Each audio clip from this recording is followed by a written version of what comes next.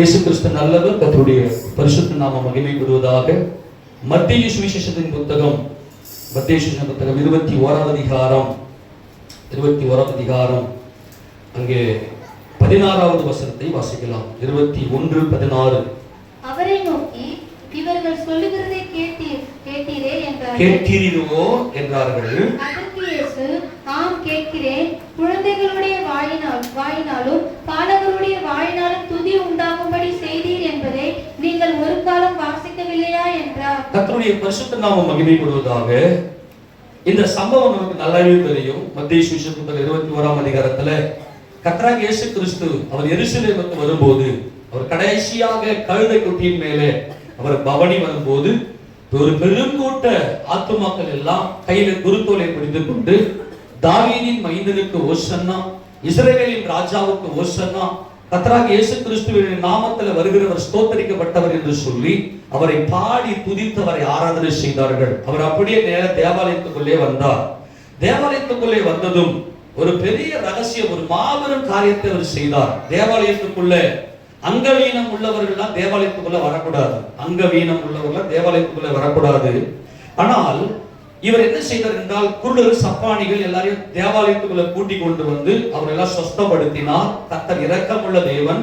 அவர் எல்லாரையும் அங்கே அவர் சுகத்தை கொடுத்து கர்த்தராகிய இயேசு கிறிஸ்து அங்கே ஒரு மாபெரும் ரட்சிப்பை கொடுத்தார். அது மாத்திரம் இல்லாம தேவாலயத்துக்குள்ள ஓசன்னா, தாவீதின் குமாரனுக்கு ஓசன்னா, இஸ்ரவேலின் ராஜாவுக்கு ஸ்தோத்திரம் என்று சொல்லி ஓசன்னா என்று ஆர்ப்பரிக்கிற கூட்டம், அங்க ஒரு பெரிய கூட்டம் தேவாலயத்துக்குள்ள வந்து சிறு பிள்ளைகள் எல்லாம் கர்த்தரை நோக்கி பாடி, இயேசு ராஜாவை நோக்கி பாடி ஸ்தோத்திரம் பண்ணி துதித்தார்கள். அப்படி துதிக்கிற வேளையில இந்த பரிசேயர்கள், பிரதான ஆசாரியர்கள் இவங்க எல்லாம் என்ன பண்ணாங்க அப்படின்னா, வாசிக்க 15 வாசிக்க பார்க்கலாம். அவர் செய்த அதிசயங்களையும் அவர் செய்த அதிசயங்களையும் தாவீதின் குமாரனுக்கு ஓசன்னா என்று தேவாலயத்திலே ஆர்ப்பரிக்கிற பிள்ளைகளையும் பிரதான ஆசாரியரையும் வேத பாரகரையும் கண்டு, அதாவது பிரதான ஆசாரியரும் வேத பாரகரும் கண்டு, இந்த பிள்ளைகளை கண்டு இவங்க என்ன பண்ணாங்கன்னா கோபம் அடைந்து இயேசுவை கிட்ட கேக்குறாங்க, இயேசுவே இவங்க செய்யறதெல்லாம் உங்களுக்கு தெரியலையா? உங்களுக்கு நீங்க கேக்குறீங்களா? இவர்கள் சொல்லுகிறத நீ கேட்கிறீரா அப்படின்னு சொன்னதுமே, ஆமா நான் கேட்கிறேன். குழந்தைகளுடைய வாயிலும் பாலகருடைய வாயிலும் துதி உண்டாகும்படி செய்தீர் என்பதை நீ ஒரு காலம் வாசிக்கலையாடா? ஆண்டவர் இவர் யாரை பார்த்து கேட்கிறாரு? ஆசாரியனை பார்த்து, வேத பாரகரை பார்த்து கேட்கிறார். ஒரு காலம் வாசிக்கலையா? நீங்க ஒரு டைம் கூட வாசிக்கலையாடா? பைபிள வாசிக்கிறது எதுக்குன்னா நமக்கு ஜீவன் உண்டாவதற்கு. ஆமென் சொல்லுங்க பார்க்கலாம். எதுக்காக பைபிள் வாசிக்கிறோம்? நமக்கு ஜீவன் உண்டாவதற்காக இந்த வேதத்தை நாம் வாசிக்கிறோம். இப்ப ஆண்டவர் என்ன கேட்கிறாருன்னா, பைபிள் வாசிக்கிறது உங்களுக்கு ஜீவன் உண்டாகணும்.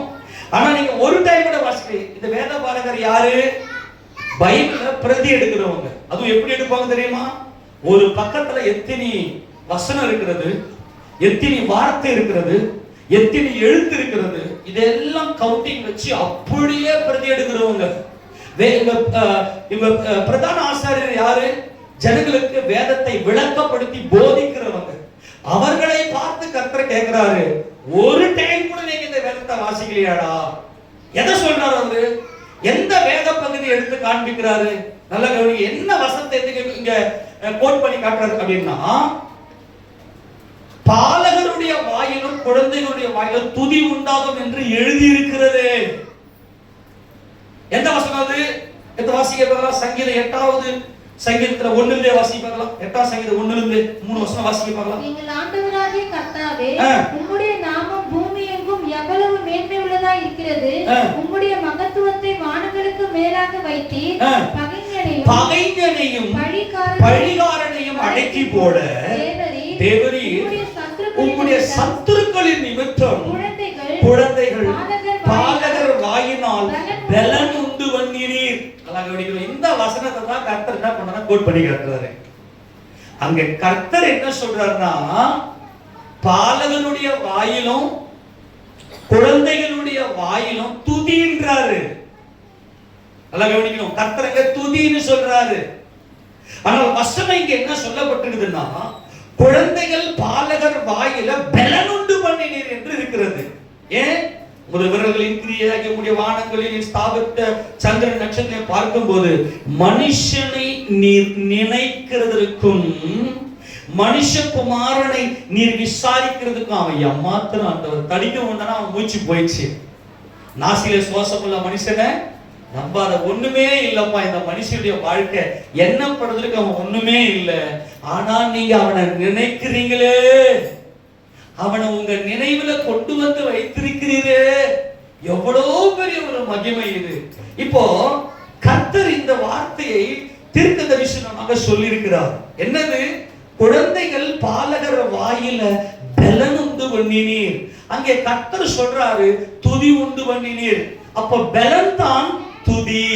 நல்லா கவனிங்க, பலன் தான் துதி. இப்போ எதுக்கு பலன் வேணும்?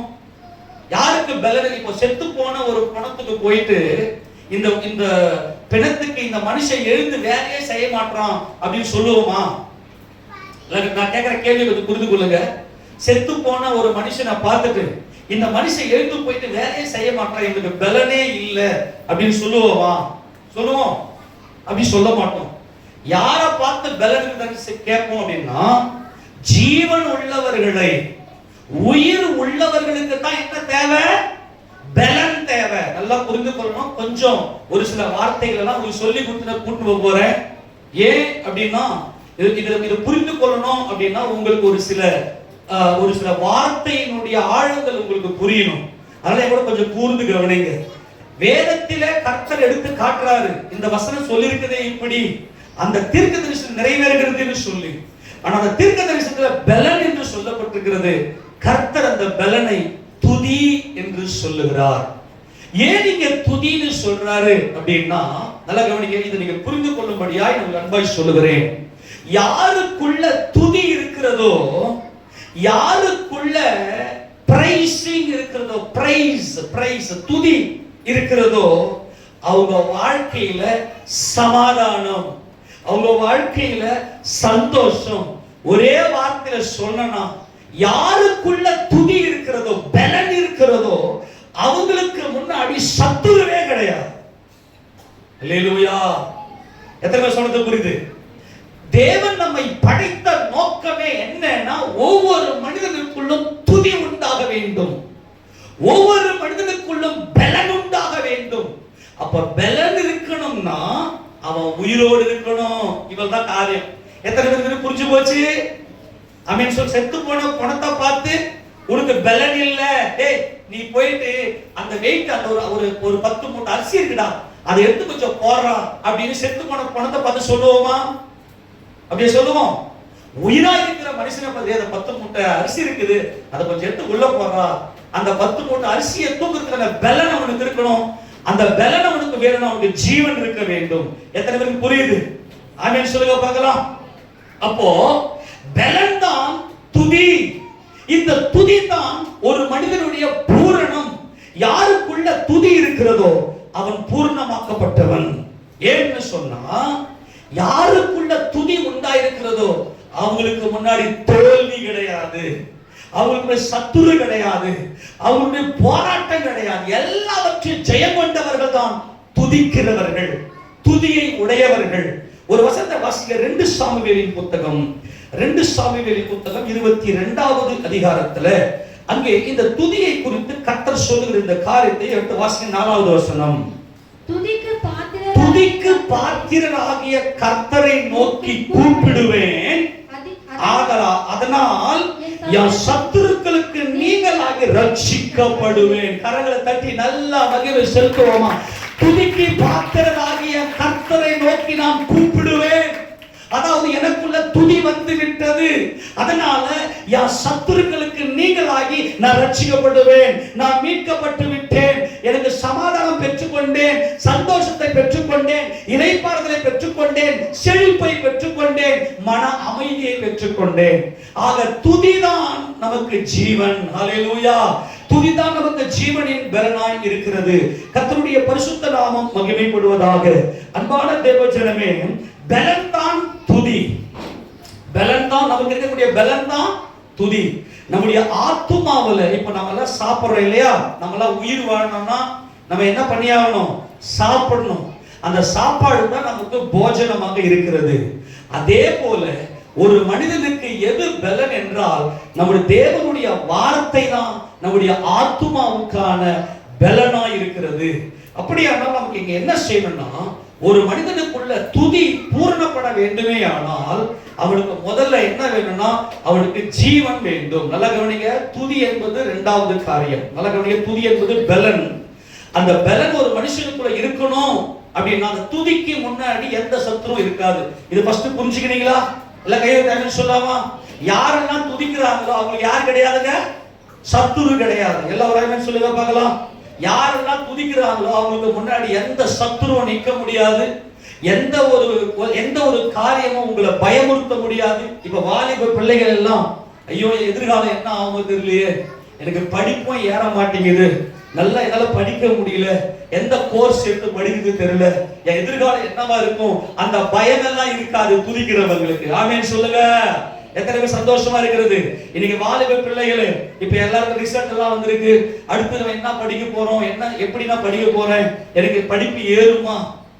அந்த சில பேருக்கு படிப்புனாவே எட்டிக்காய மாதிரி பார்ப்போம் இல்லையா? எனக்கு அந்த மாதிரி எட்டிக்காய மாதிரி கசப்பா இருக்குது. என்னால படிச்சு நான் முன்னேறி ஒரு நல்ல வேலைக்கு போவேனா? இப்ப இன்ஜினியரிங் படிக்கிறவங்க அல்லது ஆர்ட்ஸ் அண்ட் சயின்ஸ்ல படிக்கிறவங்க அல்லது ஏதோ டெக்னிக்கல் பாலிடெக்னிக் அந்த மாதிரி ஏதோ ஒன்று படிக்கிறவங்க, இவர்கள் எல்லாருமே எப்படி இருப்பாங்கன்னா ஒரு பயம் இருக்கும். ஆனால் கர்த்தர் இங்க சொல்றாரு, எல்லா விதமான பயத்துக்கும் எல்லா சத்துருக்கும் நீங்களாக்கி ரட்சிப்புக்குள்ளாக நம்மளை பூர்ணத்துக்குள்ளாக கொண்டு போவது எது என்றால் துதி. அல்லேலூயா. இந்த துதி என்பது பலனா இருக்கிறது. அப்ப பலன் என்று சொன்னால் நமக்கு முதல்ல என்ன உண்டாகணும்னா ஜீவன் உண்டாகணும். முதல்ல நமக்கு என்ன உண்டாகணும்? ஜீவன் உண்டாகணும். இந்த இடத்துல இந்த துதி என்று சொல்லுவது தெஹிலா என்று சொல்லப்பட்டிருக்கிறது. எபிரேய பாஷையில் என்னது? தெஹிலா. தெஹிலா அப்படின்னா என்னது? சங்கீத புத்தகத்துக்கு எபிரேய பாஷையில் என்ன சொல்லுவாங்க? தெஹிலான்னு சொல்லுவாங்க. தெஹிலா என்று சொன்னால் துதி. அதாவது அது பலனா இருக்கிறது.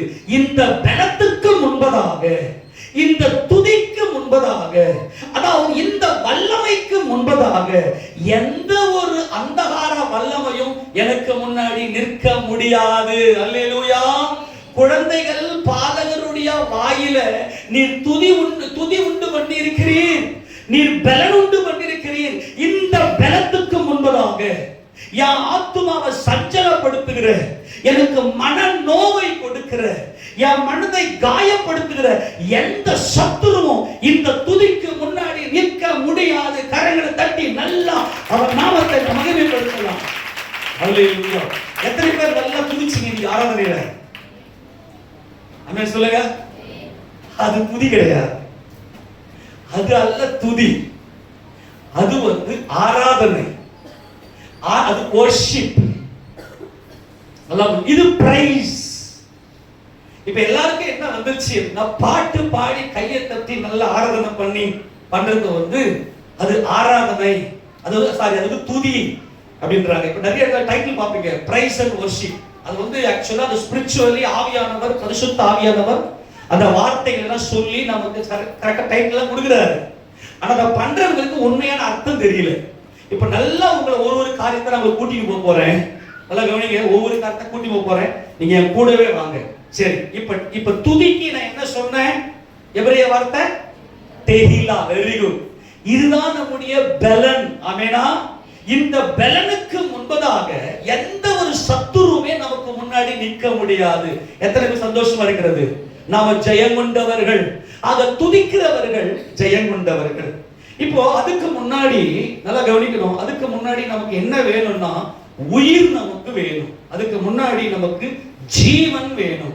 எது ஜீவன்? யார் நமக்கு ஜீவனாக இருக்கிறது அப்படின்னா நமது ஆண்டவராக இயேசு கிறிஸ்து தான் நமக்கு ஜீவனாக இருக்கிறார். நானே வழியும் சத்தியமும் ஜீவனுமா இருக்கிறேன், என்னாலே இல்லாமல் ஒருவனும் பிதாவிடத்தில் வரான். நல்லா கவனிக்கணும். இந்த துதி என்பது பிதாவாகிய தேவனுக்கு முன்பதாக நாம் சமாதானம் பெற்றிருக்கிறோம், தேவனோடு கூட நாம் இசைந்திருக்கிறோம், தேவனுடைய குடும்பத்துல நாம் இருக்கிறோம் என்பதுதான் இந்த துதி. எல்லாரும் சொல்லாமா?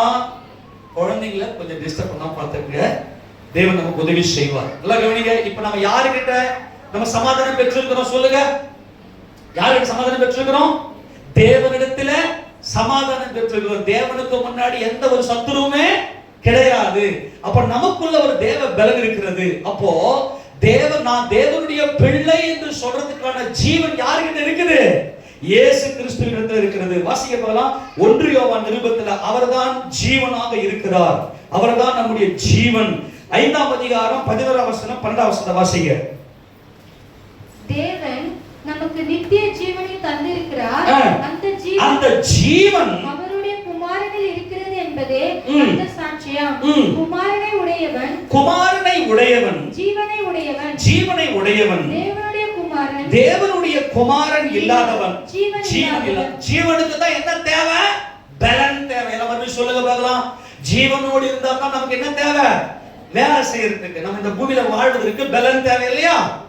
அதே மாதிரி தான் நான் தேவனுடைய பிள்ளை என்பது பலனா இருக்கிறது, துதியா இருக்கிறது. அந்த பலத்துக்கு ஜீவன் வேண்டும். அந்த ஜீவன் யார் என்றால் நமது ஆண்டவராகிய இயேசு கிறிஸ்து. குமாரனை உடையவன் யாருங்க? ஜீவனை உடையவன். தேவனுடைய குமாரன் இல்லாதவன் ஜீவன் இல்லாதவன். இப்ப நல்லா கவனிங்க. நாம எல்லாம் மரித்து போயிருந்தோம், தேவனை நினைக்காமல் இருந்தோம். ஆண்டவரே, மரணத்தில் உம்மை நினைப்பவன் யார்? தேவனை நாம் அறியாமல் இருந்தோம். நம்முடைய நினைவுல, நம்முடைய உணர்வுல தேவன் அற்றவர்களா இருந்தோம். ஆனால் நமது கர்த்தராகிய இயேசு கிறிஸ்துவின் நாமத்துல நாம் தேவனை விசுவாசிக்கிறோம். யாரை விசுவாசிக்கிறோம்? யார் நாமத்துல விசுவாசிக்கிறோம்? கர்த்தராகிய இயேசு கிறிஸ்துவின் நாமத்துல. இயேசுவை நம்ம விசுவாசிக்கிறோம். இயேசுப்பா அப்படி என்ன செய்தார்? என்ன செய்தார் சொல்லுங்க பார்க்கலாம். அவர் மரித்து அடக்கம் பண்ணப்பட்டு 3ஆவது நாள்ல உயிரோடு எழுந்து அவர் பரலோகத்துக்கு போய் பிதாவாகிய தேவனுடைய வலது பார்சத்துல உட்கார்ந்து இருக்கிறார். எல்லாரும் ஆமென் சொல்லுங்க பார்க்கலாம். உட்கார்ந்து இருக்கிறார் என்பது ஆச்சரியமானது. அது எப்படிப்பட்டது? அது பயங்கரமான ஒளி, பயங்கரமான பிரகாசம். இதுவரைக்கும் எந்த மனிதனுமே செய்யாத ஒரு காரியம். தேவன் தம்முடைய குமாரனை அனுப்பி அவர் மரித்தார், அவர் அடக்கம் பண்ணப்பட்டார், 3ஆவது நாள் அவர் உயிரோடு எழுந்தார் என்கின்ற அந்த விசுவாசத்தினாலே தேவன் அவரை மரித்தோரிலிருந்து எழுப்பினார். கர்த்தராகிய இயேசு கிறிஸ்துவை உன் வாயினாலே அறிக்கை செய்து தேவன் அவரை மரித்தோரிலிருந்து எழுப்பினார் என்பது மாபெரும் வெளிச்சம். இந்த வெளிச்சம் தான் ஜீவன். எல்லாரும் சொல்லுங்க, இந்த வெளிச்சம் தான் ஜீவன். இப்போ நல்லா கவனிங்களேன். எல்லாரும் ஆமென் சொல்லுங்க பார்க்கலாம். எத்தனையோ மனுஷங்க, நம்ம அம்மா, நம்மளை பெத்த அம்மா அப்பாக்கள் சில பேர் இருக்கிறாங்க, சில பேர் மரிச்சு போய்க்கிறாங்க. சில தாத்தாக்கள், சொத்துக்களை எல்லாம் சேர்த்து வச்ச தாத்தாக்கள் எல்லாம் மரிச்சு போயிட்டாங்க. அதெல்லாம் ஒரு வெளிச்சமும் அங்க கிடையாது. உண்மையா இல்லையா? ஒரு வெளிச்சமும் இல்லை. ஆனால் கர்த்தராகிய இயேசு கிறிஸ்து அவர் உயிரோடு எழுந்து அவர் பரலோகத்துக்கு மேலே எடுத்துக்கொள்ளப்பட்டார் என்பது அமேசிங் லைட், ஆச்சரியமான காரியம். அந்த ஆச்சரியமான அந்த வெளிச்சம் தான் ஜீவன். அல்லேலூயா சொல்லலாமா? அந்த வெளிச்சம் தான் என்னதுங்க? ஜீவன். எல்லாரும் ஆமென் சொல்லுங்க. அந்த வெளிச்சம் தான் எதுங்க? ஜீவன். கர்த்தராகிய இயேசு கிறிஸ்து இந்த உலகத்துல வெளிச்சமாய், பிதாவாகிய தேவனுடைய மகிமையின் பிரகாசமாய் அவர் பிரகாசிக்கிறார். அந்த வெளிச்சத்தை அதை விசுவாசிக்கிறவன், அந்த விசுவாசத்தின் மூலமாய் நமக்குள்ள ஜீவன் வந்து விட்டது. இயேசு கிறிஸ்துவை தன் சொந்த இரட்சகராக ஏற்றுக்கொண்டிருக்கிற ஒவ்வொரு மனிதனும் உயிரோடு இருக்கிறான். ஆமெனா? நாம எல்லாம் எப்படி இருக்கிறோங்க? உயிரோடு இருக்கிறோம். நமக்குள்ள ஜீவன் இருக்கிறது, நமக்குள்ள மரணம் இல்லை. ஓகே, ஜீவன் வந்து விட்டது. இப்போது நமக்குள்ள துதி உண்டாகிறது. ஆக வெளிச்சம் தான் ஜீவன். கர்த்தராகிய உண்மை ஆச்சரியமா இல்லையா? ஒரு பயங்கரமான ஆச்சரியமான ஒளி இருக்கிற எல்லாவற்றையும் விட இயேசு ராஜா உன்னதத்துல போய் தேவனுடைய வலது பார்சத்திலே உட்கார்ந்து இருக்கிறார். எல்லா அதிகாரங்களும் அவருக்கு கீழ்ப்பட்டிருக்கிறது என்கின்ற வெளிச்சம் தான் என் ஜீவன். ஆமெனா? வாசிக்க பேதுருவின் புத்தகம், 1 பேதுருவின் புத்தகத்துல, 1 பேதுருவின் புத்தகம் 3ஆவது அதிகாரத்துல 22வது வசனத்தை வாசிக்கலாம். அவர் பரலோகத்துக்கு போய் தேவனுடைய வலது பார்சத்திலே இருக்கிறார். தேவ தூதர்களும் அதிகாரங்களும் வல்லமைகளும் அவருக்கு கீழ்ப்பட்டிருக்கிறது. கரங்களை தட்டி இயேசு ராஜாவுக்கு மகிமை செலுத்துவாமா. அவர்தான் உயர் அதிகாரி. அவர்தான் யார்? ராஜாதி ராஜா.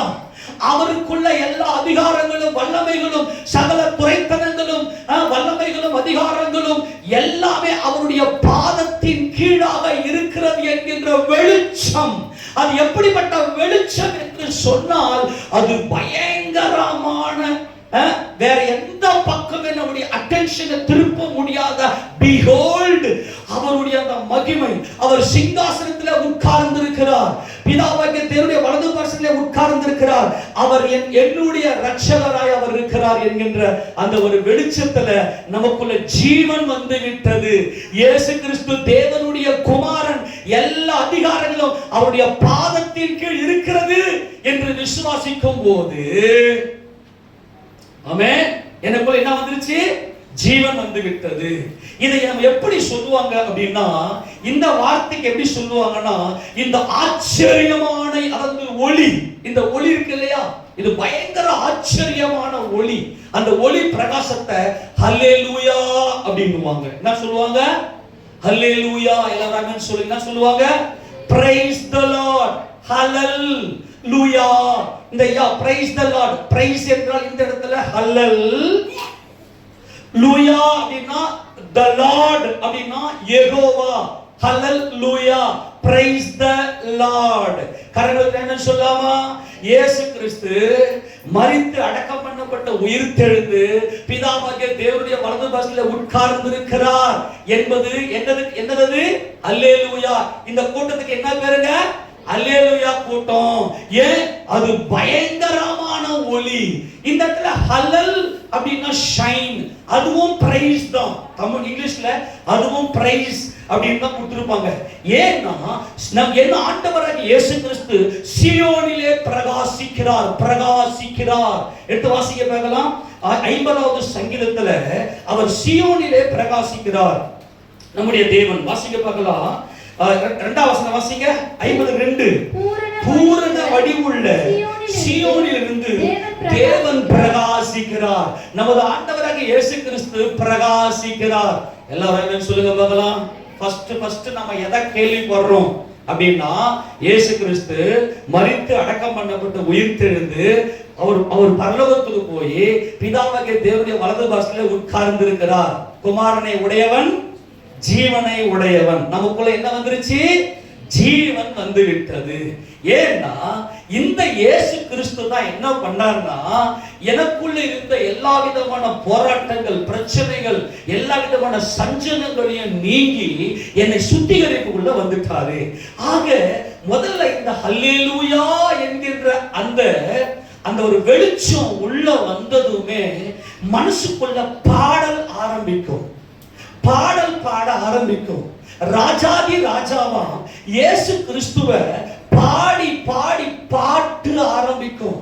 அவரை நான் பாடி பாடி பாடி பாடி அவரை நான் புகழ புகழ புகழ என் வாழ்க்கையில் இருக்கிற போராட்டங்கள் எல்லாம், சத்துருக்கள் எல்லாம் என்னை விட்டு விலகி போயிடுவாங்க. ஆமென் சொல்லுங்க. எல்லாம் கவனிக்கணும். நான் எத்தனையோ போராட்டத்தோட பிரச்சனையோடு இருக்கிறோம்.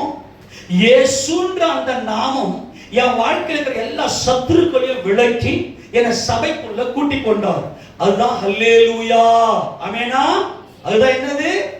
நான் டெகிலாக்கு இன்னும் வரல, நான் பிகினிங்கா பேசுறேன்.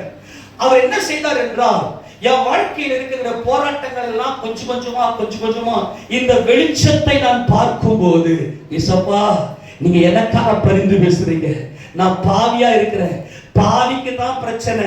நான் அனுபவிக்கிற எல்லா பிரச்சனைக்கும் யார் காரணம்? ஏன் பாவம்.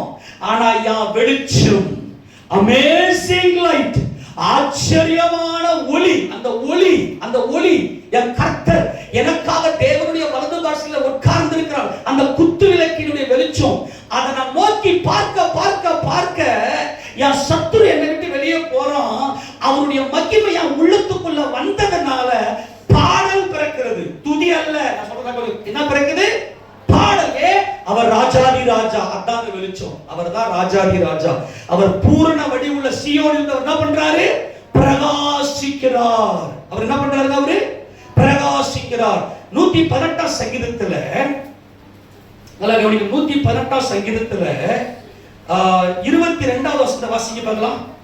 வீடு கட்டுகிறவர்கள் ஆகாது என்று தள்ளின கல்லு மூளைக்கு தலைக்கல்லாயிற்று, அது கர்த்தராலே ஆயிற்று, அது நம்முடைய கண்களுக்கு ஆச்சரியமாய் இருக்கிறது. நல்லா கவனிங்க, இந்த வெளிச்சம் என் வாழ்க்கையில பெரிய சந்தோஷத்தை கொடுக்கிறது. எனக்கு முன்னாடி இருக்கிற பிரச்சனைகள் எல்லாம் இந்த வெளிச்சத்தை நோக்கி பார்க்கும் போது என்னை விட்டு அகலுகிறது. அப்படி அகலும் போது அந்த வெளிச்சமாகி அந்த ராஜாதி ராஜாவை நான் போற்றி புகழ்ந்து பாடல் பாடுகிறேன். இப்ப நான் என்ன பாடுறேன்? யார் யார் இருதயத்துக்குள்ள இந்த வெளிச்சம் வந்துச்சோ அவங்க என்ன செய்வாங்க? ஆட்டோமேட்டிக்கா அந்த வெளிச்சமாகிய அந்த ராஜாதி ராஜாவாகிய இயேசு கிறிஸ்துவை பாடல் பாடி அவரை ஆராதனை செய்வார்கள். என்ன செய்வாங்க? அவரை சொல்லுங்க, என்ன செய்வாங்க? அவரை ஆராதனை செய்வாங்க. நான் இப்ப அடுத்த ஸ்டெப் என்னன்னா, அந்த வெளிச்சம் என்ன காரியத்தை செய்தது, எந்த காரியத்தை அவர் செய்ததினால இவ்வளோ பெரிய வெளிச்சமாய் சர்வவல்லமையுள்ள பிதாவாகிய தேவனுடைய வலது பாசத்திலே உட்கார்ந்து இருக்கிறார். அவர் எப்படிப்பட்ட ஆச்சரியமான காரியத்தை செய்தார். இதோட முடிச்சிட்டேன். அவளை கவனிங்க, எல்லாம் கவனிங்க. அவர் எப்படிப்பட்ட ஆச்சரியமான காரியத்தை அவர் செய்தார் என்பதை அறியும் போது தான் நமக்குள்ள துதி உண்டாகிறது. எல்லாம் ஜபம் பண்ணிட்டு நல்ல தேவ சமூகம் என்ன இன்னைக்கு வர்ஷிப்னா என்ன, பிரைஸ்னா என்ன, பாட்டுனா என்ன எதுவுமே தெரியல. நீங்க கொஞ்சம் நல்லா புரிஞ்சுக்கங்க. சரி, நான் ஃபர்ஸ்ட்ல இருந்து சொல்றேன். நீங்க நிறைய போராட்டத்தோட பிரச்சனையோட இருக்கிறீங்க. இயேசுவின் நாமத்துல உங்க வாழ்க்கையில ஒரு அந்த பிரச்சனை எல்லாம் மறைகிறது. நம்பிக்கை எழுந்து போய் உங்க மனசுக்குள்ள பெரிய போராட்டத்தோட என் வாழ்க்கை தொடருமா, இவ்வளவு பெரிய பிரச்சனைகள் இருக்கிறனே அப்படின்னு சொல்லும் போது இயேசு என்கின்ற நாமத்துல உங்க வாழ்க்கையில ஒரு பெரிய விடுதலை ஒண்ணு கிடைக்குது. ஆமேனா? எத்தனை பேர் கிடைச்சிருக்கு? ஆமேனா? இந்த இயேசுன்ற வெளிச்சம் உள்ள வந்ததுமே இவர் தான் ராஜா. எந்த ராஜாவும் இந்த பிரச்சனை தீர்த்து வைக்கல. இவ்வளோ பெரிய பதவியில தேவனுடைய குமாரனா இருக்கிறாரு. இவரே ராஜாதி ராஜான்னு சொன்னதும் அடி பாட்டு பிச்சின்னு வரும் உள்ளத்துல இருந்து. என்ன வரும்?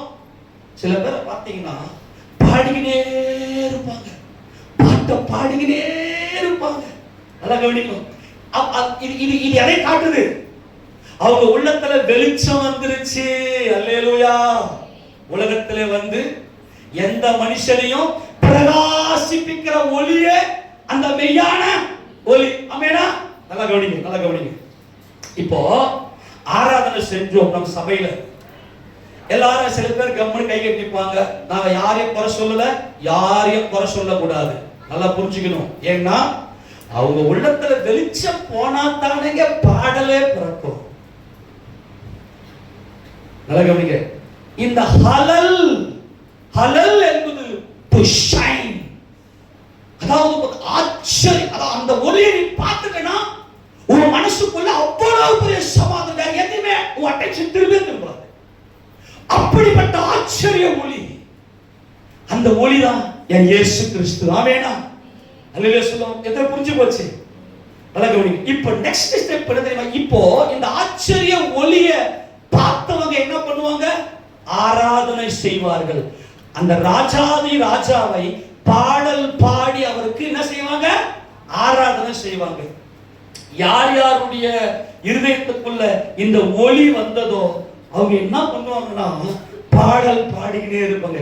எத்தனை பேர் வீடுகளில பாடல் பாடி கர்த்தரை சொல்ல ஜெபிக்கிறீங்க? பாட்டு கையை எல்லாம் கையை விட்டு பாடல் பாடி பிரைஸ் காட், கர்த்தருக்கு ஸ்தோத்திரம். நான் சொல்றது ரொம்ப முக்கியமானது. உங்க இருதயத்துக்குள்ள என்ன வந்திருக்குதுங்க? ஜீவன், வெளிச்சம். கையை தட்டி நல்லா தேவனுடைய குமாரன், நீங்க தேவனுடைய பிள்ளை என்பதற்கு அடையாளம். எவ்வளவு பிரச்சனையா இருக்கும், உள்ளுக்குள்ள ஒரு பாட்டு ஓடிக்கிட்டே இருக்கும். பெரிய நான் அழணும், நான் ஏன் இதுக்குள்ள ஒரு பாட்டு ஓடுவேன். எத்தனை பேர் அனுபவம் இருக்கு? எனக்கு நான் அழணுமே, ஏன் எனக்குள்ள பாட்டு? ஏன்னா உன் இருதயத்துக்குள்ள ஹலல் அந்த ஒரு பயங்கரமான ஆச்சரியமான பிரகாசமான ஒளி, பூரண வடிவுள்ள சீயோனிலிருந்து தேவன் பிரகாசிக்கிறார். பிரகாசிக்கிறார். இப்ப நெக்ஸ்ட் ஸ்டெப் என்னன்னா, இந்த ஒளி எனக்கு என்ன செஞ்சது என்பது ஆச்சரியம். இந்த ஒளி, இந்த பிரகாசமான இந்த ஒளி, என் ராஜாதி ராஜா இயேசு கிறிஸ்து எனக்கு என்ன செய்தார் என்பதை உட்கார்ந்து நான் பார்த்ததும் என் வாய, அதுதான் அமேசிங். அந்த ஒளி என் ஜீவன், அந்த ஒளி எனக்கு என்ன செய்தது, என்னை எப்படி அவர் ரட்சித்தார் அப்படின்னு உட்கார்ந்து அவரை நான் நோக்கி நான் பார்க்கிறேனே, அவரை உட்கார்ந்து ஆராய்ச்சி செய்றேனே, அவர் எனக்காக எனக்காக எனக்காக எனக்காக இந்த ஒளி உள்ள வந்தா என்ன பிறக்கும்? பாடல் பிறக்கும். எல்லாரும் சொல்லுங்க, ஃபர்ஸ்ட் ஸ்டெப். உள்ள வந்து விட்ட எல்லாரும் இருதயத்துக்குள்ளேயும் இந்த ஒளி வந்திருக்கிறது என்பதற்கான அடையாளம் பாடல். கர்த்தரை எக்காலமும் ஸ்தோத்தரிப்பேன், அவர் துதிகளை போலும் என் வாயில் இருக்கும். கர்த்தரை எக்காலமும் ஸ்தோத்தரிப்பேன், அவர் துதிகளை போலும் என் வாயில் இருக்கும். ஜீவனுள்ள தேவனே நான் உம்மை பாடுவேன், ஜீவனுள்ள தேவனே நான் உம்மை பாடுவேன், என் ஜீவ காலமெல்லாம் உம்மை தேடுவேன், என் ஜீவ காலமெல்லாம் உம்மை தேடுவேன். என் ஜீவ காலமெல்லாம், என் ஜீவ காலமெல்லாம் ஒளியே, என் வாழ்க்கையில இருளை நீக்கின வெளிச்சமே, பேரொளியே. உலகத்துல வந்து எந்த மனுஷனும் பிரகாசிப்பிக்கிற ஒளியே.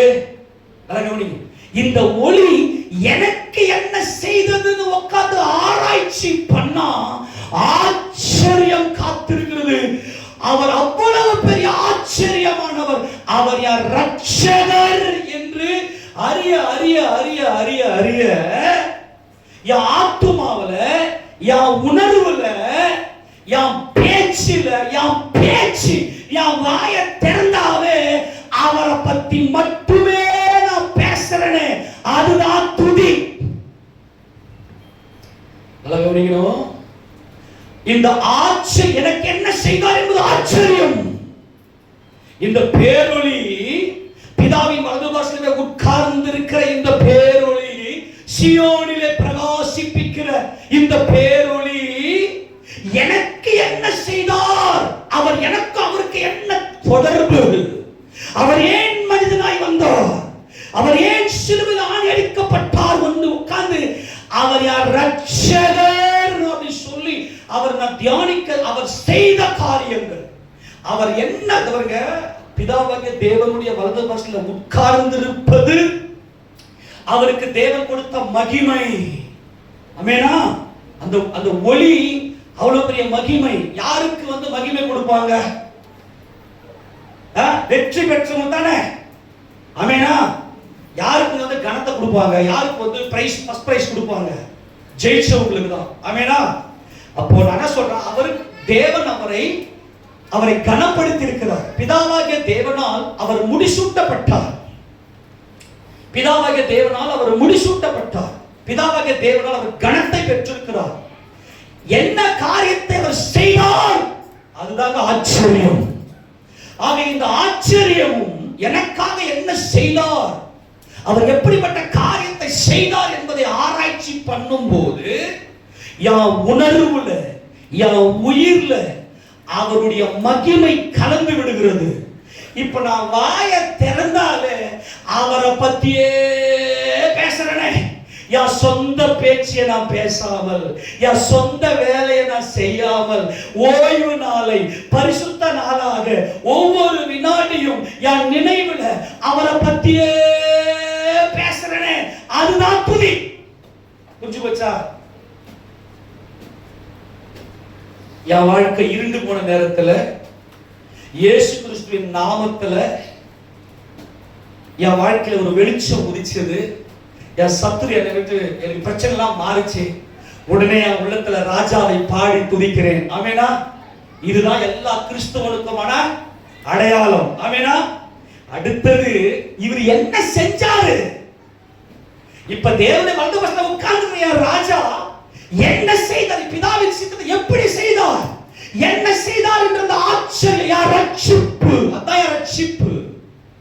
அந்த ரட்சிப்பை உட்கார்ந்து நான் ஆராய்ச்சி பண்ண பண்ண பண்ண பண்ண என் உணர்வுல என் உயிர்ல அவர் கலந்துக்கிறதுனால இப்ப நான் என் வாயை திறந்தாவே அவரை பத்தி மட்டுமே பேசிக்கிட்டே இருப்பேன், சொல்லிக்கிட்டே இருப்பேன். எத்த பேசினாலும் எப்ப பேசினாலும் வசனம் வசனம் எல்லாத்தையுமே வசனத்தின்படி பார்த்து இயேசுராஜா இது எப்படி செய்தார், இயேசுராஜாவுக்கு இது எப்படி மகிமைன்னு பேசிக்கிட்டே இருப்பானே. அவரை பற்றி, இயேசுராஜாவை பற்றி, தேவனை பற்றி பேசிக்கிட்டே இருப்பானே, அது துதி. டிஃபரெண்ட் புரிஞ்சுச்சா? எத்தனை பேருக்கு புரிஞ்சுது?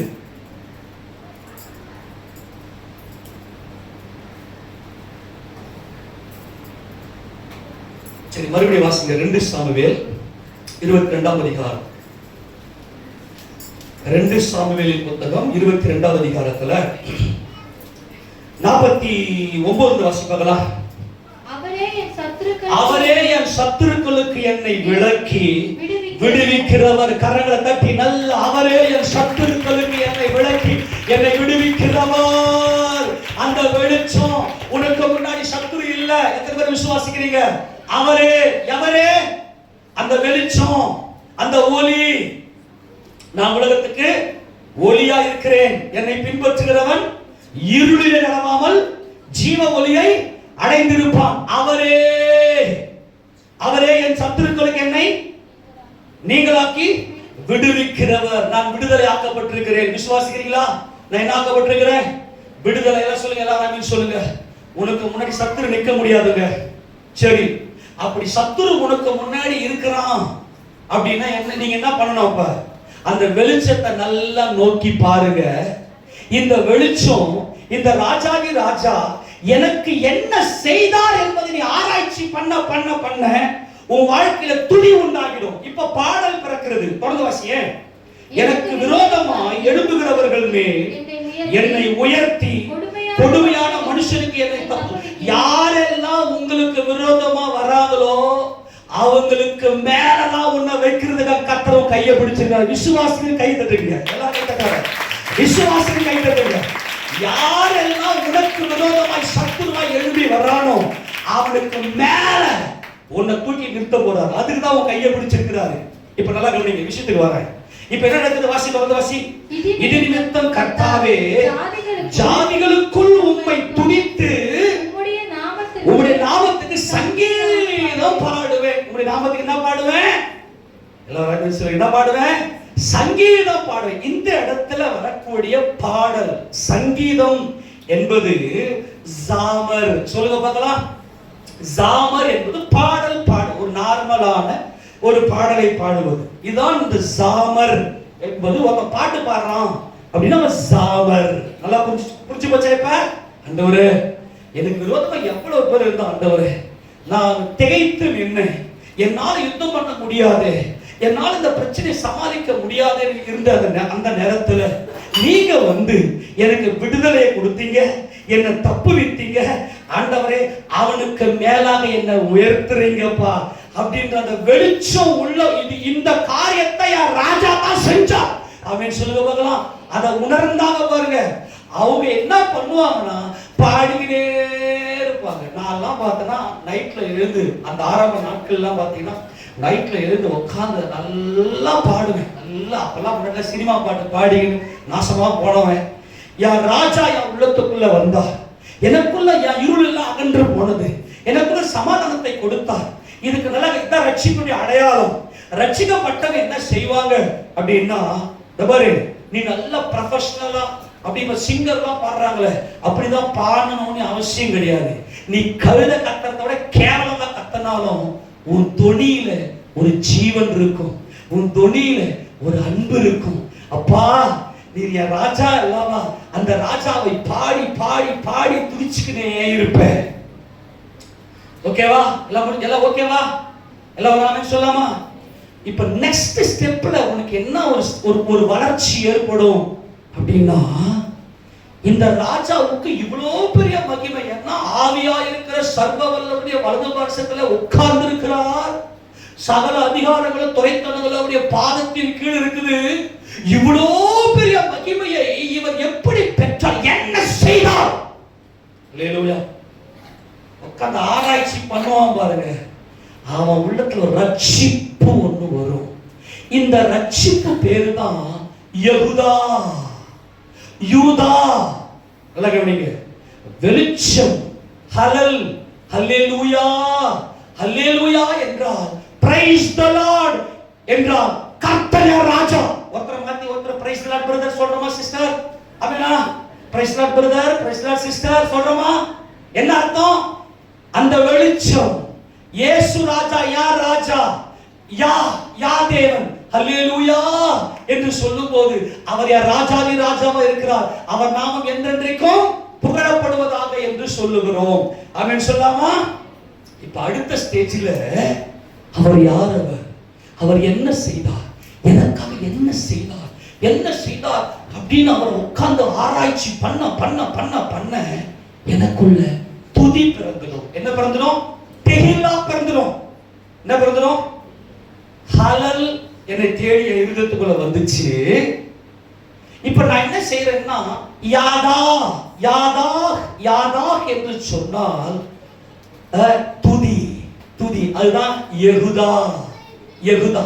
யா யூதா, யா அண்ணன், யா சகோதரன், என்னுடைய என்னுடைய யா ரட்சகர், எனக்கு யா அண்ணன் எனக்கு என்ன செய்தார், எனக்கு என்ன செய்தார் என்று நான் உட்கார்ந்து ஆராய்ச்சி பண்ண பண்ண பண்ண பண்ண அவருடைய ஜீவன் எனக்குள்ளே வந்து விடுகிறது. இப்ப நான் வாயை திறந்து பேசினா அவர் வார்த்தை மட்டும்தான் வருது, வேற எதுவுமே எனக்கு வரல. இதுதான் துதி. வாயை திறந்து அவரை பத்தியே பேசுறேன், அவரை பத்தியே. தேவரீரே என் துதி, இயேசு ராஜா நீரே என் துதி, நீரே என் தெஹிலா. டிஃபரண்ட் புரியுதா? புரிஞ்சு போச்சா? புரியலன்னா விட்டுருங்க. நீங்க ஐயோ பாவம், எவ்வளவு எளிமையா உங்களுக்கு சொல்லி கொடுத்துட்டு வரேன். இப்போ நல்லா பாட்டு பாடி உள்ளத்தின் ஆழத்துல சும்மா நானும் ஏதோ ஒண்ணு சேர்ந்து சும்மா பாடுற டைம்ல நான் பாடுறேன், அந்த பாடல் அல்ல இது.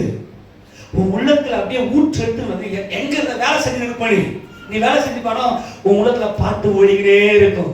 உன் உள்ளத்துல வெளிச்சம் இருக்கு, ஜீவன் இருக்கு.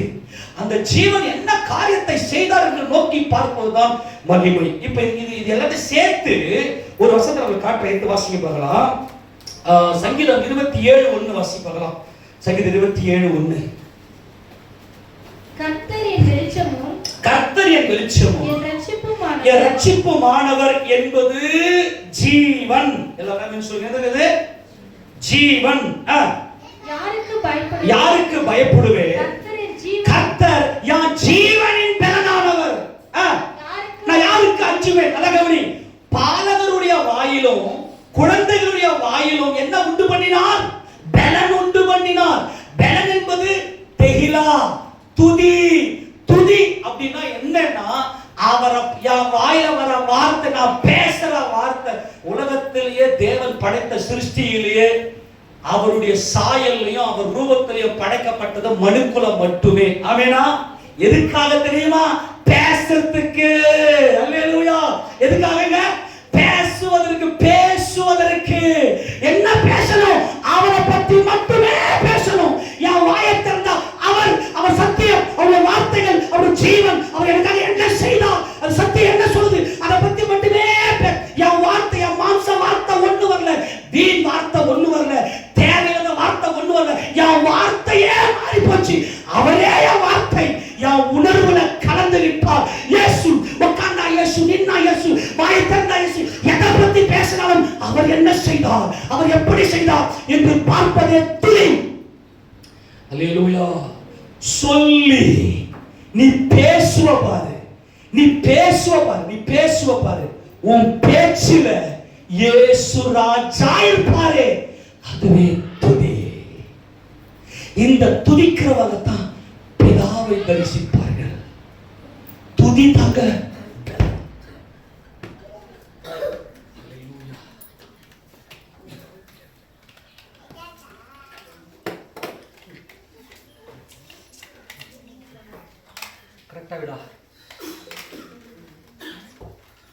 Praise God.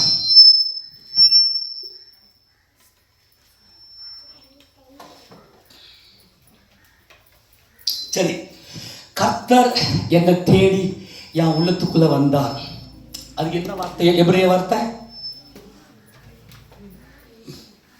ஹலல் அப்படின்னு என்னதுங்க? To shine. சொல்லுங்க, டு ஷைன். ஷைன் என்னது? பிரகாஷ்.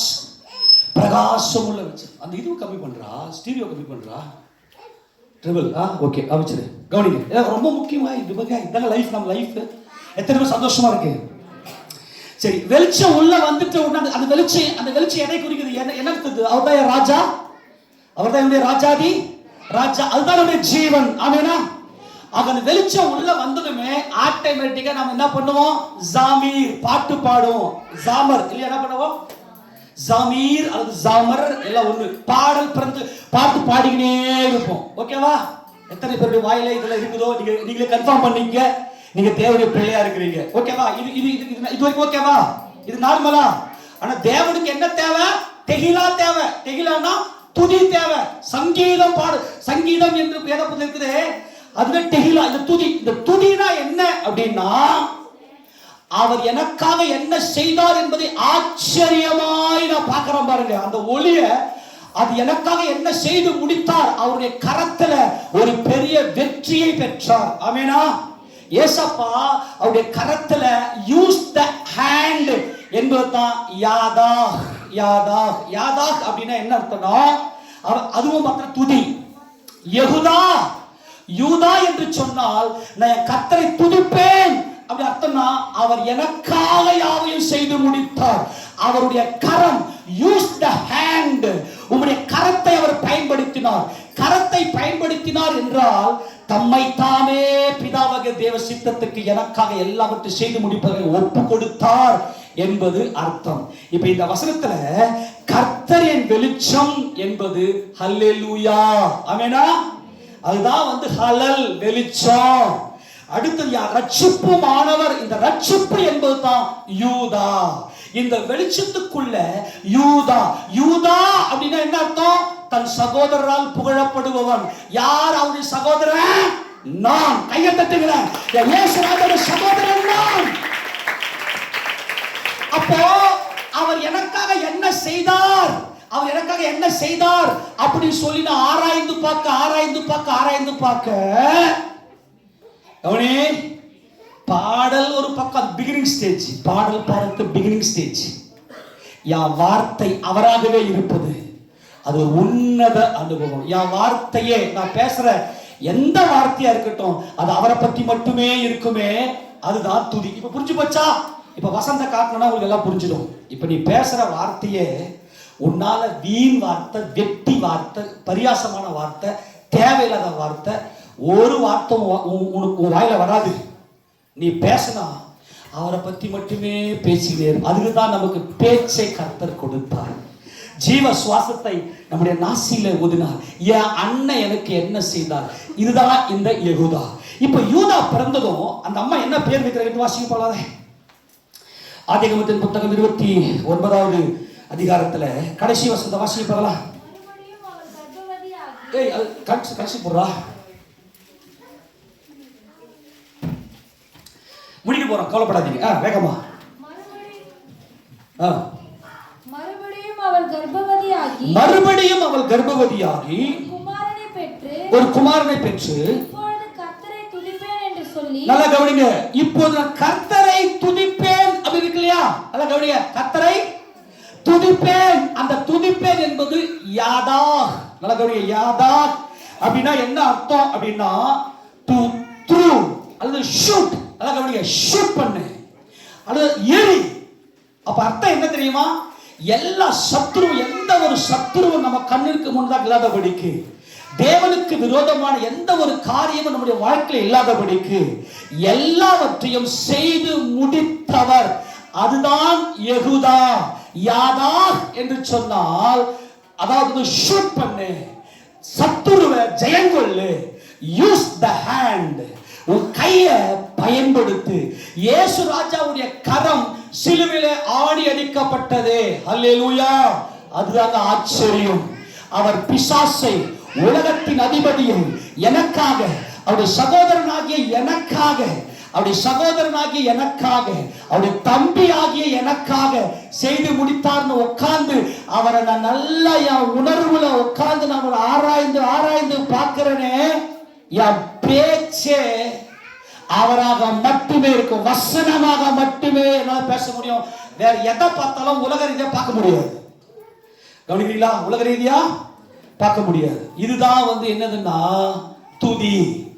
இந்த துதி தான் பாலகருடைய வாயிலையும் குழந்தைகளுடைய வாயிலையும் உண்டாக செய்கிறார்.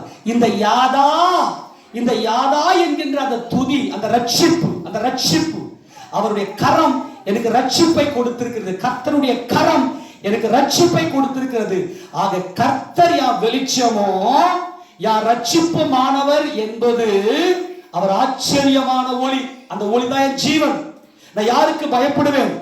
அவர் என் ஜீவனின் பலனானவர் என்பது என் வாயில முழுக்க அவருடைய துதி மட்டுமே, அவரை பத்தி மட்டுமே நான் பேசுவேன். என்னால உலகத்தானோட 2 நிமிஷம் மேல என்னால பேச முடியாது, வீண் வார்த்தைகளை பேச முடியாது. ஆக என் வாயை திறந்தாவே அவரை பத்தி மட்டுமே பேசிக்கிட்டே இருப்பேன்.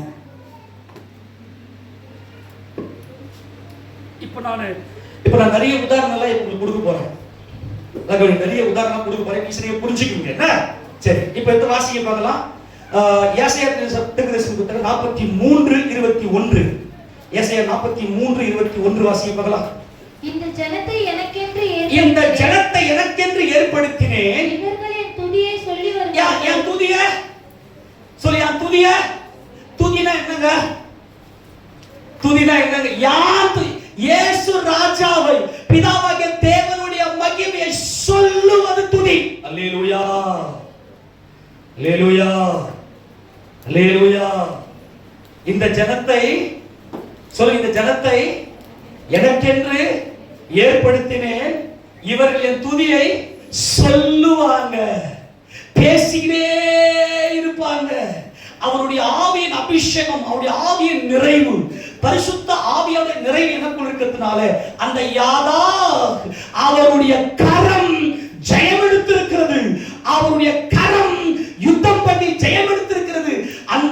அந்த ரட்சிப்பு தான் வெளிச்சமாய் ஹாலலாக தேவனுடைய வலதுபுறத்தில் உட்கார்ந்திருக்கிறார் என்கின்ற இந்த ஜீவனின் பலன் எது என்றால், என் வாயில் அவரை பத்தி சொல்லிக்கினே இருப்பேன், பேசிக்கினே இருப்பேன்.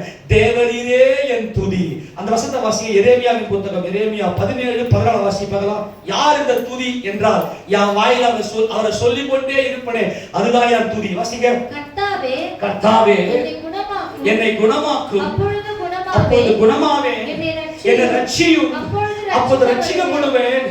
தேவரீரே என் துதி. யார் துதி சொல்லுங்க? யாருக்கு யார் துதி? இயேசு ராஜா நீரே என் துதி. அவருடைய ஜீவன் எனக்குள்ள கலந்திருக்குது.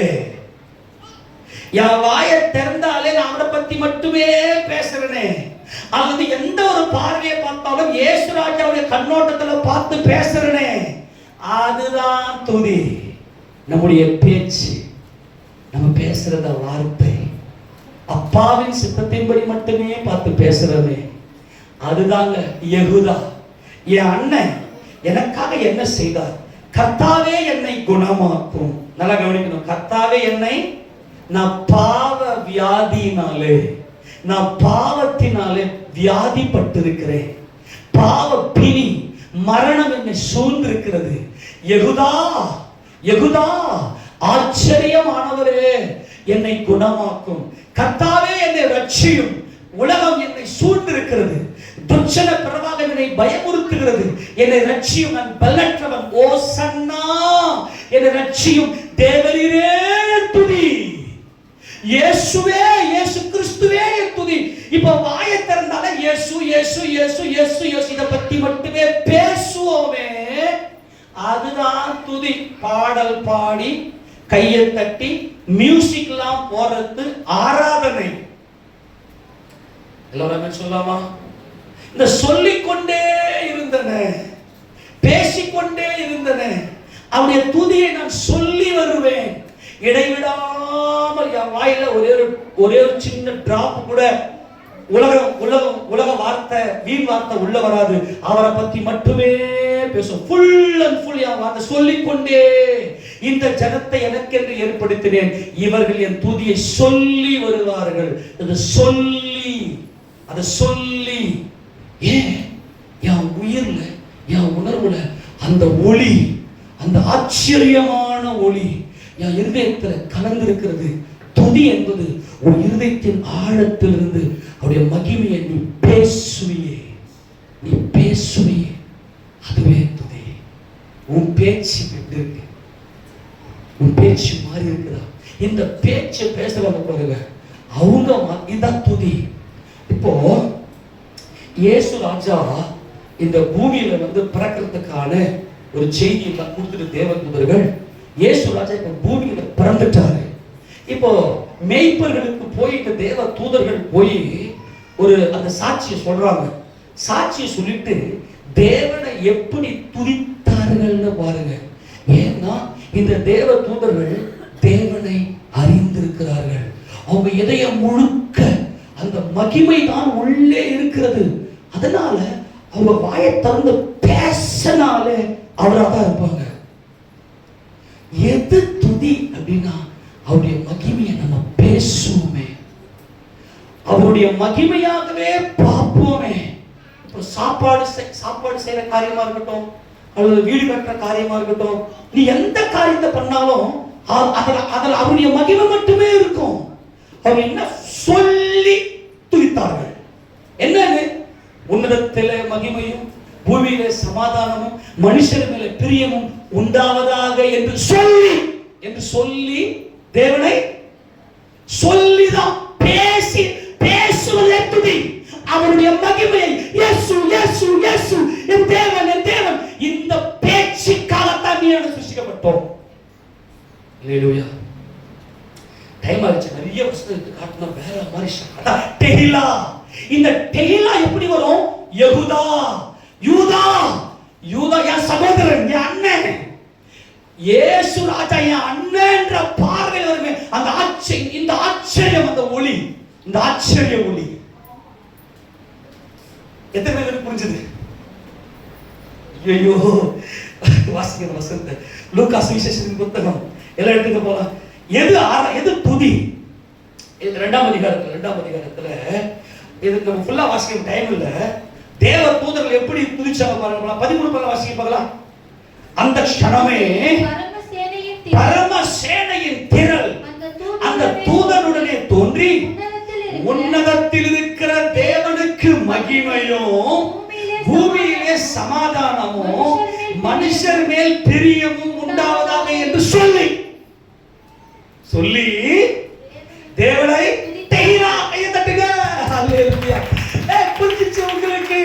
ஆமெனா? புரிஞ்சிச்சா? எதுல துதி? என் வாயை திறந்தாவே வசனமாகவே இருக்க வேண்டும். என் வாயை திறந்தாவே என் கர்த்தருடைய நாமம் மட்டுமே சொல்லி அப்பா என் தேவனே, அவர் சித்தம் மட்டுமே, அவருடைய புகழ் மாத்திரமே, அவருடைய மகிமை மாத்திரமே சொல்லுவேன். இவங்க தாங்க தேவனை முகமுகமா தரிசிப்பாங்க.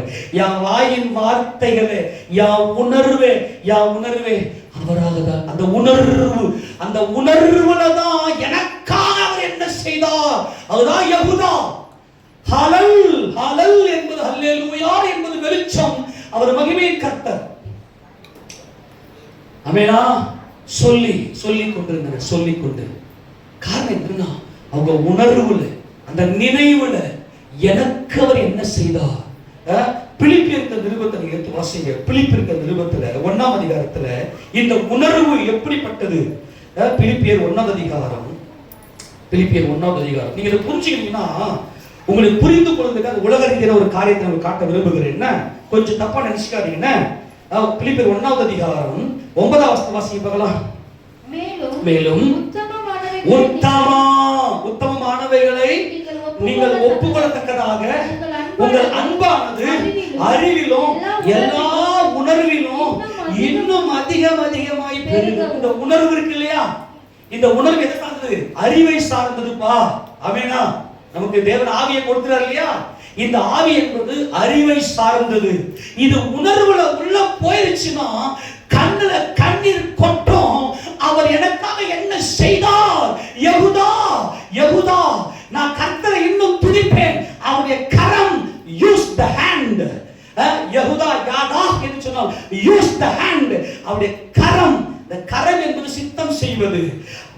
என்னை தேவனிடத்திலே கொண்டு போய் சேர்ப்பதற்காக தம்மை தாமே தேவ சித்தத்துக்கு ஒப்பு கொடுத்து சிலுவையில ஆணி எடுத்து உலகத்தை கொன்று பகையை சிலுவையில கொன்று என்னை என் கர்த்தர் உயர்த்தி வைத்திருக்கிறாரே என்று சொல்லி இந்த யெகூதா என்பதை நான் ஆராய்ச்சி பண்ணும்போது என் உணர்வுல எனக்காக அவர் என்ன செய்தார் என்று உணரும் போது அவரை நினைச்சாலே கண்ணீர் கொட்டும்.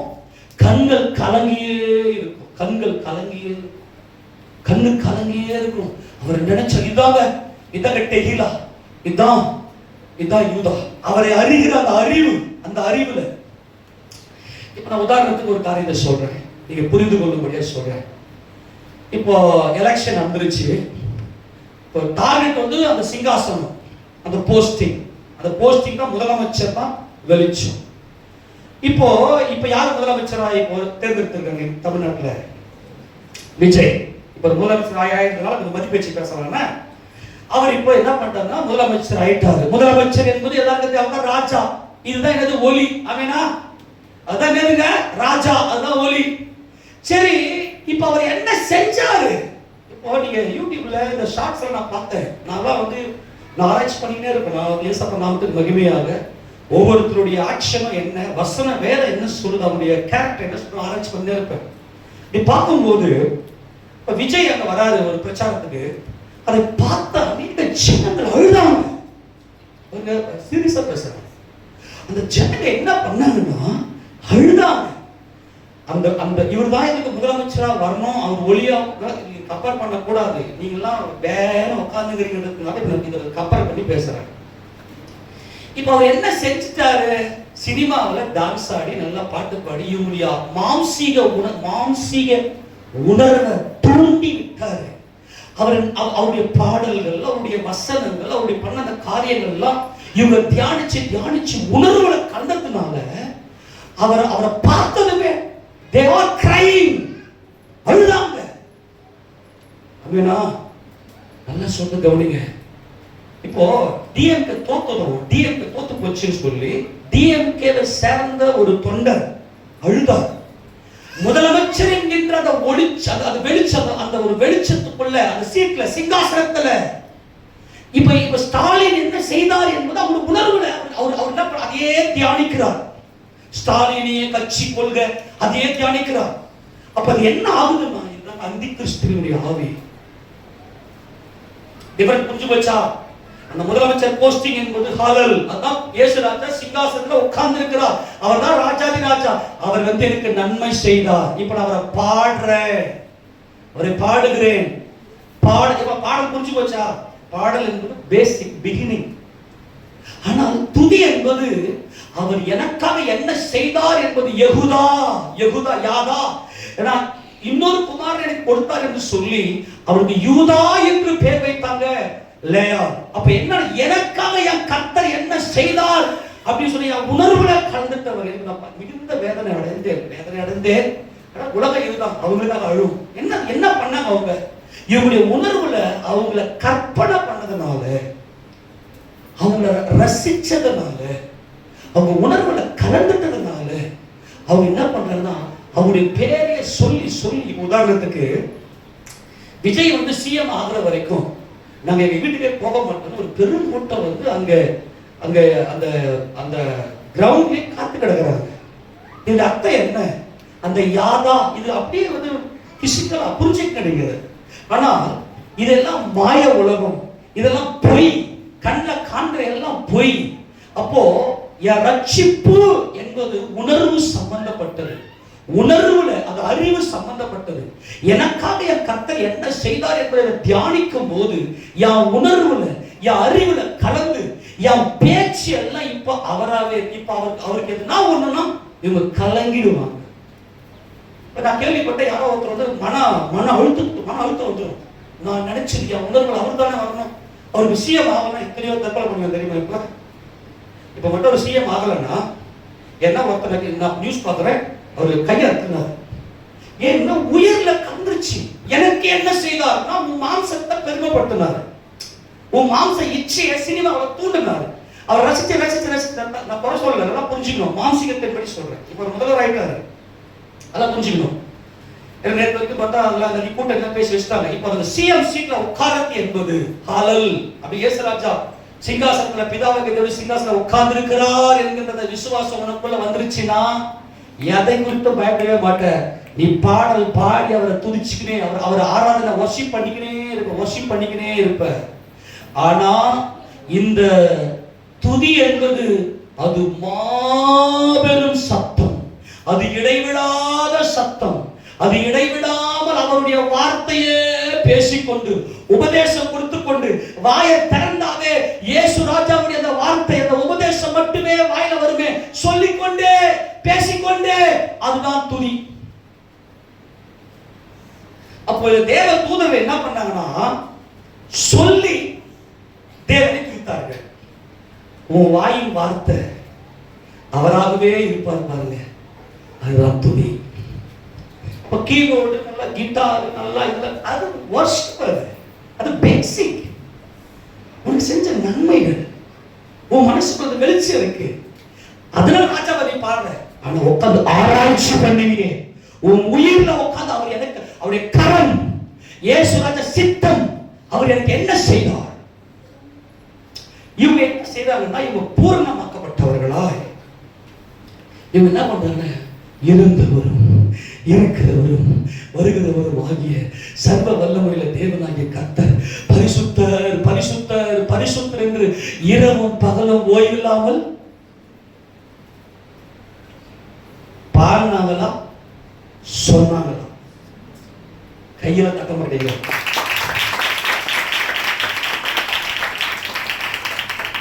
நம்ம என்ன பண்ணுவாங்க, ஒரு பாட்டு வெளியிடுவாரு, சர்வ ஸ்டார் ஆயிடுவாரு. அவரு பார்த்து உட்காந்து இருப்பாங்க, வார்த்தையை பேசினாங்க, மொக்க பிள்ளைடுறாங்க, மைக்கு மட்டும் எடுத்துறாங்களா, என்ன சொல்லுவாரு பசங்க, மைக்கையும் வெரி குட். யூத் கிட்ட பைக்கும் பாஸ்டர் கிட்ட மைக்கு மட்டும் குத்துறாதீங்க. ஏன் அரு அரு அருன்னு அறுக்கும். எப்படா திரும்பி திரும்பி திரும்பி திரும்பி திரும்பி நான் என்ன சொல்றேன்னா, நான் இப்ப முடிச்சிட, கவலைப்படாதீங்க. கவனிங்க, இந்த துதி சொல்லி கொண்டிருந்தன அப்பா அவங்க உள்ளம் நல்லா கவனிங்க, ஃபுல் அரெஸ்ட், ஃபுல் அரெஸ்ட். தேவனுக்கு அடிமைகள் அவர்கள். அவங்க இதயத்துல உயிர்ல அவங்க பேச்சே அந்நிய பாஷை. பெந்தகோஸ்தே நாளிலே பரிசுத்த ஆவியிலே அபிஷேகம் வந்ததும் அந்நிய பாஷையில பேசி பேசி, அந்நிய பாஷையில துதிச்சி அல்ல பேசி, பற்பல பாஷையில பேசி தேவனை துதித்தார்கள், தேவனை புகழ்ந்தார்கள். இதுக்கு தான் நம்மை தேவன் அழைத்தார். அப்போ இவங்க என்ன செய்வாங்கன்னா ஆர்ப்பரித்தார்கள். இந்த ஆரவாரம், ஆரவாரம் தான் துதி. தேவாலயத்தில் ஆர்ப்பரிக்கிற பிள்ளைகளை அவர்கள் கண்டார். ஆர்ப்பரிக்கிறார்கள். இப்ப ஆர்ப்பாட்டம், இப்ப உதாரணத்துக்கு ஆர்ப்பாட்டம் பண்றாங்க, என்ன சொல்லுவாங்க, ஒரு கட்சி தலைவர் எடுத்து ஜெயில போட்டாங்க வச்சுங்க. யார் கட்சி தலைவர்? அடிக்கடி சீமான் தான் ஜெயில போடுவாங்க. உதாரணம் சொல்றேன், கவனிச்சுங்க. ஏன்னா நிறைய ஒரு சில கருத்துக்கள் பேசும்போது நிறைய ஒத்துக்க மாட்டாங்க. ஆனா சீமானத்துக்கு ஜெயில போட்டாங்க வச்சுங்களேன்.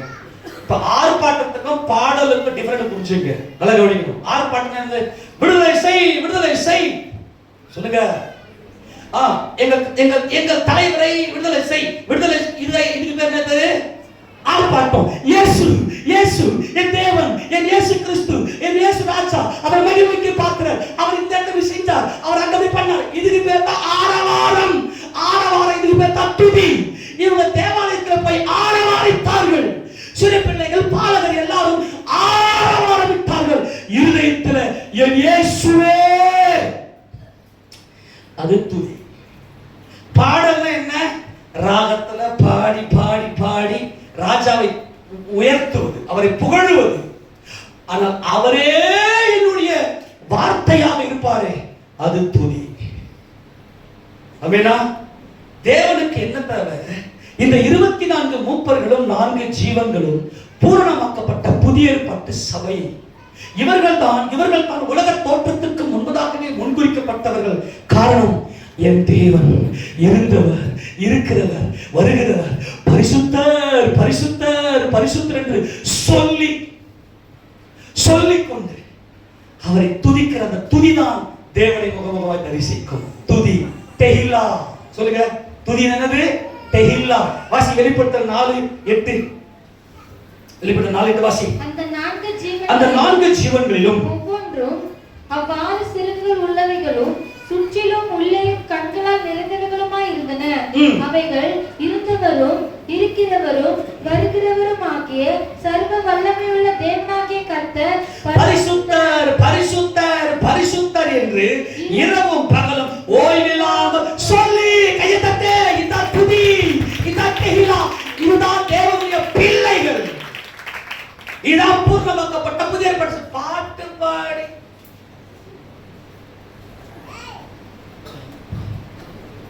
துதிங்க துதிங்க துதிங்க துதிங்க துதிங்க அப்படின்னு அர்த்தம். அவரை பத்தி பேசுங்க, அவரை பத்தி பேசுங்க இடைவிடாமல். சொல்லுங்க எப்படி? ஏன்னா உணர்வுல கலந்துட்டாங்க. ஆமெனா? உணர்வுல என் பிதாவும் அவருடைய குமாரன் இயேசு கிறிஸ்துவும் எங்க உணர்வுல கலந்ததுனால, இயேசு ராஜாவே என் துதியா இருக்கு, தேவரீரே என் துதியா இருக்கிறதுனால இப்ப என் வாயை திறந்தாங்க, என் பிதா பரிசுத்தர் பரிசுத்தர் பரிசுத்தர் துதித்துக் கொண்டிருக்கிற பூர்ணமாக்கப்பட்ட மணவாட்டி சபைதான் இந்த 4ஆம் அதிகாரம் 5ஆம் அதிகாரம். புரிஞ்சு போச்சா? எத்தனை புரிஞ்சு போச்சு? ஏன்னா இவங்க எதை ஆராய்ச்சி பண்ணாங்க? யெகூதா. இந்த யூதா மாம்சத்தோட ரத்தத்தோட இருக்கிற எனக்காக எப்படி மரத்துல தூக்கப்பட்டார் என்பதை ஆராய்ச்சி பண்ண பண்ண பண்ண உணர்வுல அவரை நினைச்சாவே கண்ணீர் கொட்டும். இயேசு ராஜா நினைச்சாவே கண்ணீர் கலகல கொட்டும். யெகூதா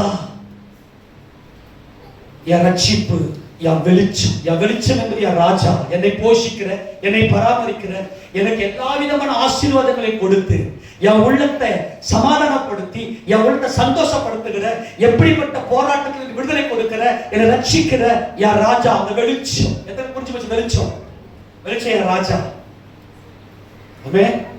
இப்ப எல்லாம் ஏன் ஓட்டு போடுறாங்க?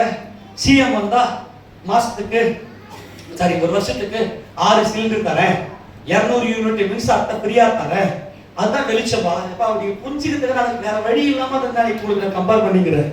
புரிஞ்சு போச்சா வெளிச்சம்? அவர் எங்களை நல்லா ராஜா எங்களை ஆழ்கிறது.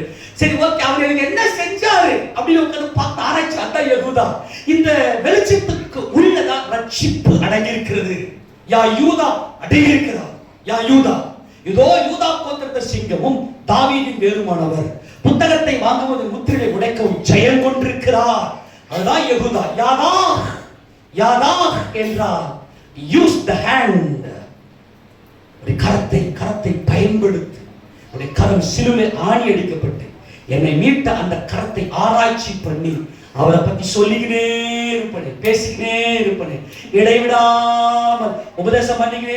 உபதேசம் வாயை திறந்தாலே இந்த உபதேசம் பூர்ணமாக்கப்பட்ட புதிய ஏற்பாட்டு சபை. ஏன்? பெந்தகோஸ்தேனாலே குமாரனின் ஆவி நம்முடைய இருதயங்களிலே பிதா ஊற்றினதுனால தேவனை பத்தின மகிமை பத்தினே உபதேசம் பண்ணினே இருக்கிறாங்க. இடைவிடாத உபதேசம் உபதேசம் உபதேசம் உபதேசம். நம்ம ஆட்களுக்கு உபதேசம்னா எப்ப பார்த்தாலும் பாவி பாவி பாவி பாவி. என்னடா எப்ப பார்த்தா எங்க துணியா இருக்கிற? அதான் உபதேசம். மாம்சத்துல ஒண்ணுமில்லை, என் தேவனுக்கு மகிமையின் ஆடையை கொடுத்திருக்கிறார். அதான் உபதேசம். எனக்கு என் தேவன் மகிமையின் ஆடையை கொடுத்திருக்கிறார். கையை விட்டாங்கன்னு சொல்லுங்களேன். இப்ப எனக்கு நஞ்சு இருக்கிறேன், இப்ப நான் உள்ள நனைஞ்சிருக்கிறேன். ஆனா அந்த சரீரத்துக்கு வேற ஒருத்தர் கிடையாது, பிளட் கிடையாது. அல்லேலூயா. நம்ம மகிமை அடைஞ்சு இதான் உபதேசம், அதான் துதி. புதிய ஏற்பாட்டு காலத்துல பெந்தகோஸ்தே நாள்தான் ஸ்டார்ட் ஆச்சு. பரிசுத்த ஆவியானவர் வந்து அப்போஸ்தலருடைய இருதயத்தை நிரப்பிடுதுமே. பேதுரு எப்படி பேச ஆரம்பிச்சிட்டாரு, உபதேசம் கொடுக்க ஆரம்பிச்சிட்டாரு. அப்போஸ்தலர்கள் புத்தகம், இவங்க தான் இந்த ஜீவன்கள். வாசிக்கிற அப்போஸ்தலர்கள் புத்தகம் 5ஆம் அதிகாரம், 5ஆம் அதிகாரத்துல 12ஆம் வசனம் வாசிக்க பார்க்கலாம். 12.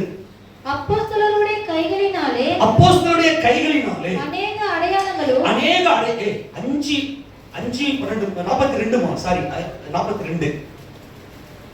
தினந்தோறும் தேவாலயத்திலேயும் வீடுகளிலேயும் இடைவிடாமல் உபதேசம் சொல்லிக்கொண்டே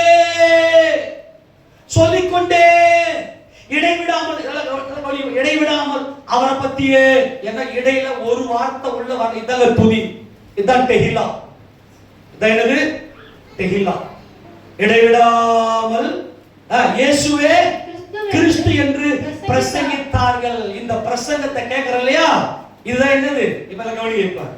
அல்லேலூயா அப்படின்னா என்ன அர்த்தம்? இயேசு கிறிஸ்துவே என்னுடைய ராஜா. ஆமெனா? புரிஞ்சு போச்சா? இப்போ அல்லேலூயா. இப்ப யார் அல்லேலூயா? நீங்க அல்லேலூயா. ஏன்னா நீங்க ராஜாவினுடைய அந்த மகிமையை பார்க்கறீங்க. இப்ப நான் இந்த இடத்துல டெஹிலா பண்றேன், அவரை சொல்லிக் கொண்டிருக்கிறேன். அப்போ இங்கிருந்து சொல்லப்படுகிற வார்த்தை எது? துதி.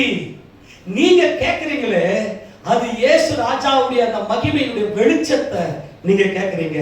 நீங்க உட்கார்ந்துக்கிட்டு அல்லேலூயா என்று சொல்லி நீங்க எல்லாம் கேட்கறீங்களே, நீங்க அல்லேலூயா, ஹலல் என்றால் அந்த வெளிச்சம்.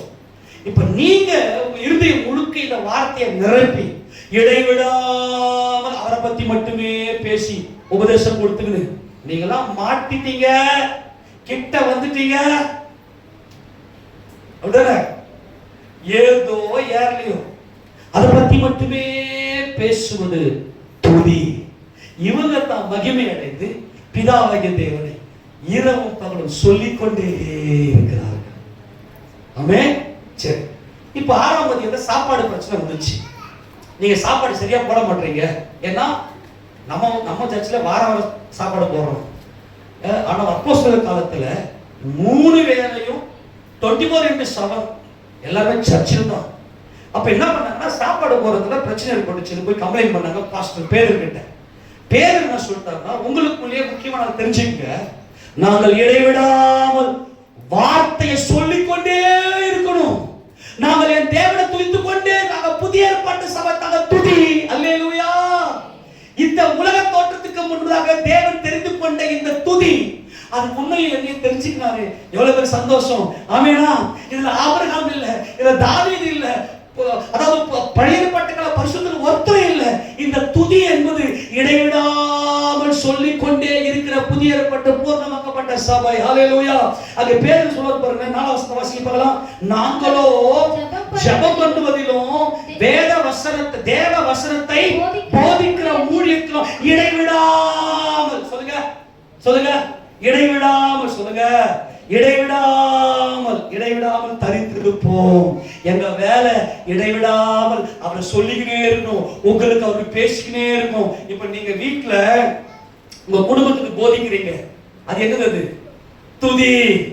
அதை கேட்கறாங்க அவங்க, அது என்னது? அல்லேலூயா. நீங்க எங்க பார்த்தாலும் இந்த வசனத்தை மட்டுமே பேசுறீங்க, வசனத்தின் பார்வையில மட்டுமே பாக்குறீங்க, வசனத்தின் பார்வையில மட்டுமே நீங்க பாக்குறீங்க. அதுதான் துதி. அப்போஸ்தலன் பவுல் சொல்வாரு, நான் இடைவிடாமல் கண்ணீரோடு ஒவ்வொருத்தருக்கும் உபதேசம் கொடுத்துருந்தது இடைவிடாமல். அதுதான் சொல்லிக்கொண்டே இருப்பது. ஆக இந்த வேதத்தை ஆதியாகமத்திலிருந்து வெளிப்படுத்தின விசேஷம் வரைக்கும் ஆராய்ந்து பார்த்து, எங்க அண்ணன் எனக்கு என்ன செஞ்சார்? யா ராஜாதி ராஜா எங்க அண்ணன், யா ராஜாதி ராஜா என் ஜீவனானவர், அவர் எனக்கு என்ன செய்தார்? எருதா அவர் கரம் எனக்காக என்ன செய்தது என்பதை நோக்கி பார்ப்பது தான், அவர் நோக்கி பார்ப்பது தான், அவர் நோக்கி பார்க்கிற அனுபவத்தை தான் என் இருதயம் துதியாக மாறும், துதிக்கிற இருதயமாக மாறும். இந்த துதியை கொண்டு சொல்லிக்கிட்டே இருக்கலாம், போய்கிட்டே இருக்கும். ஆனா என் கர்த்தர் சொல்லிட்டாரு, எல்லாருக்கும் இந்த துதி வருமா? எல்லாருடைய இருதயமும் கர்த்தருடைய மகிமையில நிறைந்திருக்குமா? இயேசு ராஜாவுடைய அன்புல நிறைந்திருக்குமா அப்படின்னா முடியாதுங்க. ஏங்க முடியாது? பாலகர் குழந்தைகள், யாருடைய வாயில இந்த துதி, யாருடைய வாயில இந்த பலன்? இவங்க ஒரு வார்த்தை சொன்னாங்கன்னா அப்படியே நடந்துடும். ஏய் சத்துருவே வெளியே போ, போராட்டத்தோட பிரச்சனை யாரு வந்தாலும் இயேசுவின் நாமத்துல வெளியே போ, பலன் இருக்கிறது. ஆமென். அல்லேலூயா. தேவனுடைய வார்த்தையுடைய வல்லமையில உன் இருதயம் நிறைந்திருக்கும்னா, நீ ஒரே ஒரு கட்டளை கொடுத்தனா இயேசுவின் நாமத்துல போனா ஓடி போயிடும். அப்ப யாருடைய வாயில் இந்த துதியும் இந்த பலன், துதியாகிய இந்த பலன் இருக்கும் என்றால், குழந்தைகள் பாலகர். ஆக்சுவலா அந்த குழந்தைகள் போடுற இடத்துல அந்த இடத்துல சூக்கிங், அதாவது பால் குடிக்கிற குழந்தைகள் சொன்னதை அப்படியே செய்யற பாலகர்கள். பால் குடிக்கிற குழந்தை குழந்தைகள் பாலகருடைய வாயில துதி உண்டு பண்ணினே. இன்னைக்கு ஏசப்பா நாமத்துக்கு மகிமையாக இந்த குழந்தைகள், பால் குடிக்கிற குழந்தைகள், பால் மறந்த குழந்தைகள், அல்லேலூயா சொல்லு அப்படின்னா அல்லேலூயா. அப்புறம் இப்ப ஒரு அல்லேலூயா சொல்லி கொடுத்து என்னது? இயேசு ராஜாதி ராஜாவா என்ன சொன்னீங்க? தாவீதின் மைந்தனுக்கு அப்புறம் இன்னொன்னு சொன்னீங்க, மட்டும் சொல்லு. இப்ப இவன் சொல்லி கொடுக்குறா, இந்த குழந்தைக்கு என்ன பண்ணுங்க? அப்படியே ரிப்ளை பண்ணதா பாலகர். குழந்தைகள் என்று சொன்னால் பால் குடிக்கிற, பால் என்பது பரிசுத்தம். யெகூதா என்பது அவர் எப்பேற்பட்ட பரிசுத்தரா இருக்கிறார், எனக்காக அவர் எப்படிப்பட்ட காரியங்களை செய்து முடித்தார் என்கின்ற பாலை, இயேசு ராஜாவுடைய பரிசுத்தத்தை எல்லாம் புரிஞ்சுக்கணும். யாருடைய வாயில இந்த துதி உண்டாகும், யாருடைய வாயில இந்த பலன் உண்டாகும் என்றால், குழந்தைகள் பாலகருடைய வாயில பலன் உண்டு பண்ணினீர். இந்த குழந்தைகள் யார்? என் இயேசு ராஜாவுடைய பரிசுத்தம். அவர் பரிசுத்தர், பரிசுத்தர், பரிசுத்தர். அவர் இயேசு ராஜாவுடைய மகிமை. அவர் என்றென்றைக்கும் தேவனுடைய குமாரன். ஒரு வினாடி பொழுதாகிலும் தாசித்தம் செயலை யோசிக்க கூட இல்லை. அப்படி சொல்றதே தப்பு. என்றென்றைக்கும் அவர் தேவ சித்தம் செய்த பரிசுத்தராய் இருக்கிறார். அவருடைய பாலகர் என்று சொல்லுவது அவருடைய சித்தத்தை அப்படியே நாம் செய்வது. ஆக யார் என்றால், இயேசு ராஜா எப்படிப்பட்ட பரிசுத்தராய் இருக்கிறார், அப்படி தெய்வீகம் என்ன, அந்த தெய்வீக தன்மை மனுஷமாய் வந்து மாம்சத்தில் வெளிப்பட்டு எப்படிப்பட்ட பரிசுத்தராக அவர் இருக்கிறார் என்று சொல்லி ஆராய்ந்து பார்த்த குழந்தைகளும் அவர் வாழ்ந்தது போலவே அந்த மேய்ப்பனுக்கு பின்னாடி கடந்து போகிற ஆடுகளாக, அவர் பின்னாடி போகிற பாலகர்களாக, ஆண்டவரே பரலோக ராஜ்யத்தில் யாருப்பா பிரவேசிப்பான்னு சீஷர்கள் சண்டை வந்துருச்சு. சண்டை வந்துச்சு. அப்ப ஆண்டவர் என்ன பண்ணா, ஒரு சின்ன பிள்ளையை நடுவில் நிறுத்திட்டு, இந்த பிள்ளையை போக தாழ்த்தலனா எது சொன்னா கோச்சிக்கிட்டு, ஒரு சின்ன வார்த்தை ஊழிய சொல்ல உடனே கோச்சிக்கிட்டு, நீ கோச்சிக்க, நீ கிளம்பு, நீ பரலோக ராஜ்யத்துக்குள்ள என்கிட்ட கூட பண்ண மாட்டேன். அப்ப யார் ஆண்டவர்? இந்த சிறு பிள்ளையை போல ஒருவன் தாழ்த்தாவிட்டால் அவன் பரலோக ராஜ்யத்துக்குள்ளே பிரவேசிக்க மாட்டான். இயேசு ராஜா எவ்வளவு பெரிய பரிசுத்தர் என்பதை ஆராய்ந்து பார்த்து பால் குடிக்கிற இந்த குழந்தைகள் தான் தங்களை தாழ்த்துவார்கள். அந்த உணர்வுல வந்து இயேசு ராஜா கலந்துருவாரு. அவங்க தான் அவரை பத்தி பேசிக்கிட்டே இருப்பாங்க. டிஃபரெண்ட் புரிஞ்சு போச்சா? நான் முடிக்கிற அவர் தான். அந்த வசனத்தை வாசிக்க பார்க்கலாம். மத்தேயு சுவிசேஷ புத்தகத்துல, மத்தேயு சுவிசேஷ புத்தகம் 18ஆம் அதிகாரத்துல, யார் ஆண்டவரே பரலோகத்துல பெரியவன்? இதுல என்னடா பெரியவன்? அவர் பட்சபாதம் இல்லாத தேவனப்பா அவரு. வாசிக்க பார்க்கலாம். மத்தேயு சுவிசேஷ புத்தகம் 18ஆம் அதிகாரம் 1 வாசி. அவ்வேளையிலே சீஷர்கள் இயேசுவினிடத்தில் வந்து, பரலோக ராஜ்யத்தில் எவன் பெரியவனாய் இருப்பான்? ஆண்டவரே என்ன இப்ப எத்தனை பேர் இருக்காங்க? 12 பேர் இருக்காங்க. இந்த 12 பேர் சண்டை வந்துருச்சு. யார் பெரியவன்? இவன் என்ன, இவன் வந்து இவனை விட அவன் வந்து என்ன குற்றப்படுத்துறான். நீ நிறைய பாவம் செய்யற, நீ வந்து பரலோகம் போக மாட்ட, நீ இதெல்லாம் பண்ற, நிறைய சண்டை வந்துருச்சு அவனுக்குள்ள. உடனே யார் அவருக்கு கம்பேரிசன் வந்துருச்சு. ஏன்னா நம்முடைய தேவன் பட்சபாதம் இல்லாதவர். அது கர்த்தர் சொல்றார், இயேசு ஒரு பிள்ளையை தம்மிடத்தில் அழைத்து அதை அவளோடு நிறுத்தி, நீங்கள் மனம் திரும்பி, இயேசு எதுக்கு வந்தார் பூமியில? பாவிகள் மனம் திரும்ப வந்தார். பாவிகளை அழைக்க அல்ல, பாவிகள் மனம் திரும்பும்படி அழைத்தார். நீ மனம் திரும்பு. என்ன மனம் திரும்பு? நான் தான் உன் வெளிச்சம், நான் தான் உன் ரட்சிப்பு, நான் தான் உன் ஹாலல், நான் தான் உன் யெகூதா. அப்ப இந்த ஜீவன் இருந்தா தான் என் ஜீவனின் பலனாக உனக்குள்ள துதி உண்டாகும். என்னை பத்தி சொல்லிக்கொண்டே இருப்ப. ஆமெனா? வாசிக்க பார்க்கலாம். நீங்கள் மனம் திரும்பி பிள்ளைகளை போல் ஆகாவிட்டால் பரலோக ராஜ்யத்தில் பிரவேசிக்க மாட்டீர்கள் என்று மெய்யாகவே உங்களுக்கு சொல்லுகிறேன். ஆகையால் இந்த பிள்ளையை போல தன்னை தாழ்த்துகிறவன் எவனோ அவனே பரலோக ராஜ்யத்தில் பெரியவனாய் இருப்பான். இறங்கி வேலை செய்யும். அந்த பிள்ளையை போய் எப்பாடி செய்டா அப்படின்னா மறுப்பே தெரிவிக்காம ஓடி போய் சின்ன பிள்ளை வேலை செய்யும். அப்படியே கீழ்ப்படியும். தன்னை தாழ்த்தி கொண்டு தனக்கு அதிகாரத்தோடு ஒருத்தர் சொல்றதுக்கு அப்படியே கீழ்ப்படிஞ்சு போய் நிற்குமே. அதே மாதிரி சபையுடைய ஊழியக்காரனுக்கு நீங்க கீழ்ப்படின அன்பானவர்களே, உங்க நன்மைக்காக மட்டும்தான் பேசுவோம். அங்க பரலோக ராஜ்யத்துக்குள்ள யாரு போவாங்கன்னா, இந்த குழந்தைகள் பாலகருடைய வாயில, யாருடைய வாயில துதி இருக்குதோ அவங்க தான் குழந்தைகள் பாலகர். அவங்க வாயில வீண் வார்த்தை வராது, பரியாச வார்த்தை அவங்க வாயில வராது. மனதார சத்தியத்தை பேசுகிறவன் தானே. யார் ஆண்டவருடைய பரிசுத்த பர்வதத்தில் ஏறுவான்? யார் ஆண்டவருடைய கூடாரத்தை தங்குவான்? ஆண்டவர் நீதியாய் நடப்பித்து தன்னுடைய மனதார சத்தியத்தை பேசுகிறவன் தானே. அவன் வாயில சத்தியம் மட்டுமே வெளிப்படும். அந்த வாயில பேசுகிறது பேச்சு தான் துதி. அவரை பத்தி மட்டுமே பேசுறது தான் துதி. வீண் வார்த்தைகள் ஒரு வார்த்தை டிராப் வெளிவராது. ஏன்னா ஒவ்வொரு வார்த்தையும் அவன் அப்படியே கணக்குல வைக்கிறான். நான் பேசுற ஒவ்வொரு வார்த்தையும் என் தேவன் கவனிக்கிறார். நான் என்ன வார்த்தை பேசுறேன், யாரும் பார்க்கலன்னு அந்த ரங்கத்துல எதுனா பேசுறேன்னா, அல்லது எல்லாம் கூடி இருக்கும் போது வேற தேவையில்லாம வார்த்தையில பேசுறேன்னா, எதுவா இருந்தாலும் என் தேவன் என்னை பார்த்து இருக்கிறாரே. நான் பேசுற ஒவ்வொரு வார்த்தையும் ஜீவன் அல்லவா? ஜீவனுள்ள தேவனை ஆராதிக்கிற வாய் அல்லவா என்னுடைய வாய். இருதயத்தின் நிறைவினால் வாய் பேசும்.